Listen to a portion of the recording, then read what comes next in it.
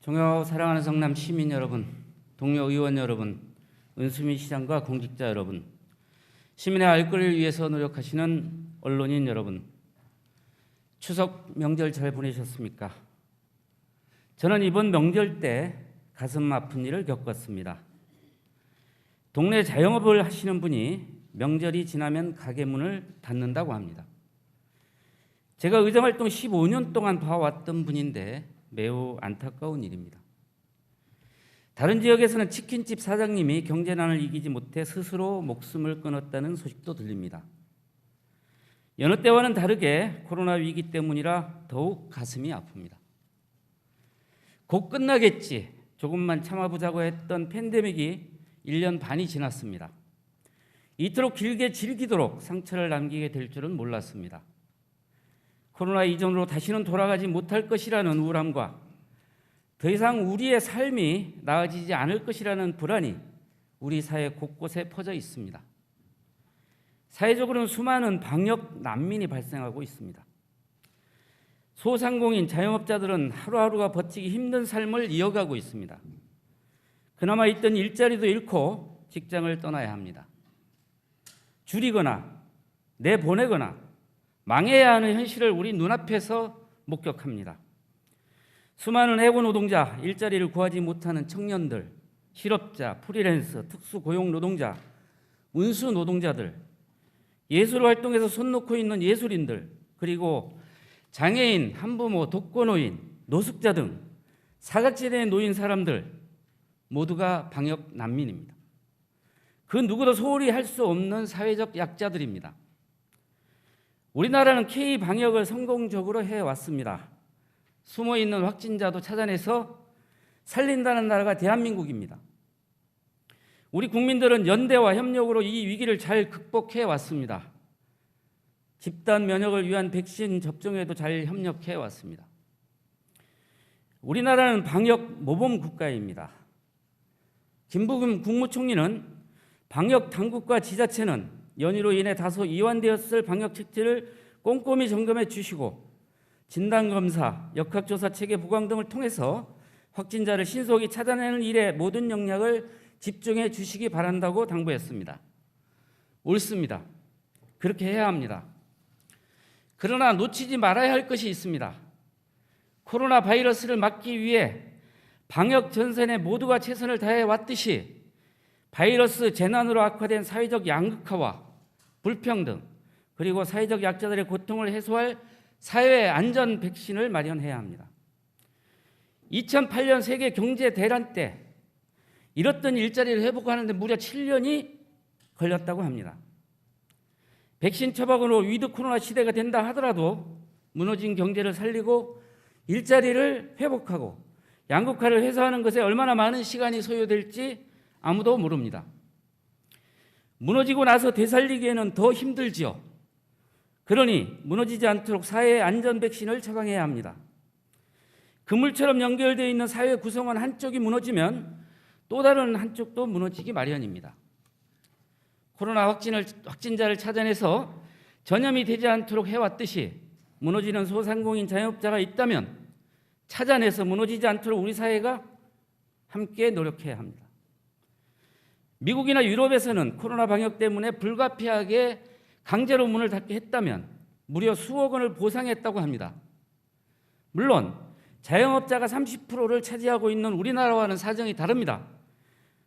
그래서 현재와 같은 처방으로는 대안이 될 수 없습니다. 국가가 고민할 문제이겠지만 성남시는 우리만의 후속 대책을 마련해야 할 것이라고 생각을 합니다. 고통을 어떻게 분담해야 할지 2022년 본 예산 편성에 깊게 고민해야 할 것입니다. 거의 전 국민에게 지급되는 사회안전지원금 25만 원이 다소나마 경제 활력소가 될 것임은 분명합니다. 그러나 이는 일시적인 땜질 처방일 뿐입니다. 문을 닫아야 하는 사람들 입장에서는 근본적인 처방이 될 리가 없습니다. 성남은 돈이 넘쳐나는 곳입니다. 재개발, 재건축, 대형 공공개발, 판교를 중심으로 하는 ICK 실리콘밸리의 수많은 기업들, 재난지원금을 30%나 받지 못할 정도로 부자가 많은 동네입니다. 가난한 자는 밀려나고 부자들이 몰려오는 격변의 도시가 성남입니다. 이런 성남시에는 무엇보다도 공공의 역할이 중요합니다. 개발의 이익, 기업들이 내는 세금, 입주하는 시민들이 내는 취득세, 등록세 등의 재원을 어떤 곳에 어떻게 재분배하고 사용할지 합리적으로 결정하는 것에 성남시와 성남시의회의 역할이 매우 중요합니다. 코로나 위기 가운데 공공의 가장 중요한 역할은 무너지는 골목 경제를 지키고 보다 많은 일자리를 만들어내는 일입니다. 일자리 만들기는 공공에서 더 우선적으로 노력해야 할 것입니다. 공공의 일자리 만들기에 획기적으로 예산을 편성해야 합니다. 가령 재개발로 벌어들인 돈은 기반 설치에 우선으로 사용을 합니다. 기반 시설 설치 이외에 남는 돈은 모두 일자리 만들기에 사용합시다. 아시아 실리콘밸리 기업들이 내는 세금은 모두 아시아 실리콘밸리 일자리 만들기에 사용하자고 제안합니다. 성남만이 할 수 있는 사업을 만들고 공공의 일자리를 기획해보면 좋겠습니다. 지금은 자영업에서 떠밀려 나온 사람들을 공공의 일자리로 흡수해야 할 때입니다. 청년들, 경력단절 여성, 실버 세대에게 공공의 일자리를 제공해야 합니다. 양질의 일자리를 만들어내는 것이 코로나 위기 극복의 가장 중요한 영역이라고 생각합니다. 추석 명절 지나서 보건소 앞에 길게 줄을 선 시민들을 봅니다. 혹시나 코로나 확진자일까 검사를 받으러 오신 분들입니다. 전국적으로 1일 누진 확진자가 3,000명이 넘는다고 합니다. 변이 바이러스 확산이 심상치 않다고는 합니다. 그렇다고 언제까지 이대로 가야 합니까? 백신 접종이 정상적으로 추진되고 있고 국민들은 개인 방역에 성실하게 임하고 있습니다. 국민들을 믿고 과감하게 위드 코로나로 전환해도 되지 않을까요? 망하거나 말거나 책임지지 않을 것이라면 이제는 위드 코로나로 국가 방역 정책을 선회해야 한다고 생각을 합니다. 국가는 중증 환자 위주로 의료 체계를 가동하고 경정은 자가격리 방식으로 가야 합니다. 손흥민 선수가 출전하는 영국의 프로축구를 보면 관중석에서 열광하는 관중들을 볼 수 있습니다. 백신 처방 우수 국가인 우리는 왜 그렇게 할 수가 없겠습니까? 사랑하는 성남 시민 여러분, 감염을 알 수 없는 확진자 비율이 40%에 육박하고 있어 코로나19 방역 일선에서 고군분투하고 있는 의료진과 공직자들의 사기가 꺾이지 않을까 걱정입니다. 9월 25일 현재 우리시 코로나19 백신 접종률은 1차가 79.5%, 2차가 47.8%를 기록하며 전국 평균보다 최대 6%를 초과 달성했습니다. 방역 현실이 녹록하지 않지만 시민들이 안심하고 일상을 영위할 수 있도록 일선에서 묵묵히 최선을 다하고 계시는 우리 성남시 공직자들이 있기에 가능했다는 것을 이 자리를 빌어 다시 한번 강조의 말씀을 드립니다. 지난 임시회에서 언급한 일부 공직자들의 일탈로 언론의 문매를 맞은 지 얼마 되지 않아 최근 불거진 의혹으로 성남시가 또다시 언론에 오르내리고 있습니다. 졸속으로 만들어져 허허벌판이었던 광주 대단지에서 시작해서 수도권 중심 도시로 눈부신 발전을 이뤄낸 성남시의 위상이 하루아침에 훼손되고 있어 시민들께서 느끼실 상실감을 생각하면 민의를 대변하는 의회의 대표로서 매우 안타깝게 생각을 합니다. 하지만 우리가 여기서 좌절할 수는 없습니다. 우리 성남시의 재정 자립도는 58.54%로 유사 자치단체 평균 자립도인 37.64%보다 20.9%가 높고 안정적인 재정 상황을 유지하고 있습니다.